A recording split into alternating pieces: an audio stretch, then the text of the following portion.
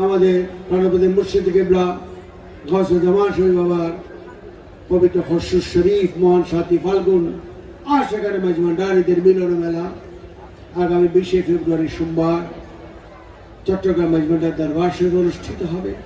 আমি জানি যে ইতিমধ্যেই বিভিন্ন এলাকা থেকে সবাই প্রস্তুতি নিয়ে ফেলেছ,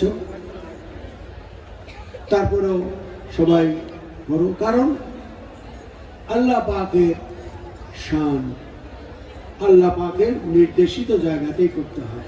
ঠিক আছে, আল্লাহ পাকের কাছে ফরিয়াদ আল্লাহ পাকের পছন্দ জায়গাতে করতে হয়, এটা হলো নিয়ম। যেমন বাড়িতে বসে 5 ওয়াক্ত নামাজ পড়া যায়, কিন্তু মসজিদে জামাতে নামাজের মধ্যে বিশাল সওয়াব রয়েছে, রহমত রয়েছে। সুবহানাল্লাহ। যখন আপনি ওযু করতে বসবেন, খালিস নিয়ত করে আল্লাহর দিকে ঈমান করে ওযু করে যখন ওযু করতে বসবেন, রহমতে ফেরেশতারা চলে আসে, তারা আপনার উপর ইনশাআল্লাহ পাকের তরফ থেকে আপনার জন্য রহমত কামনা করতে থাকেন। সুবহানাল্লাহ।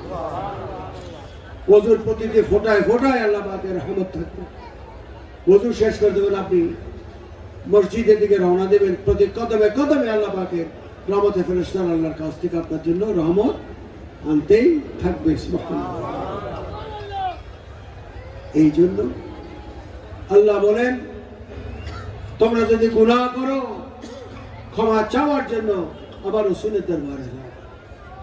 কথাটা বুঝে গেছে? কোথায় যাব? রাসূলের দরবারে।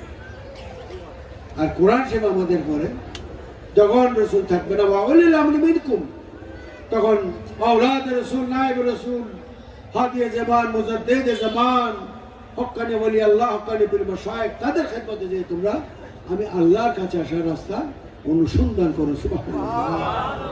তাই সবাই মহান সাথী ফাল্গুন মাঝভান্ডার দরবার শরীফে যে এই আল্লাহর ওলিদের ওসিলা করে, দয়াল নবীজিকে ওসিলা করে আল্লাহ দরবারে ফরিয়াদ করবেন, নিশ্চয় রাব্বুল আলামিন আপনার নিয়ত যদি খালিস থাকে আল্লাহ কবুল করবেন।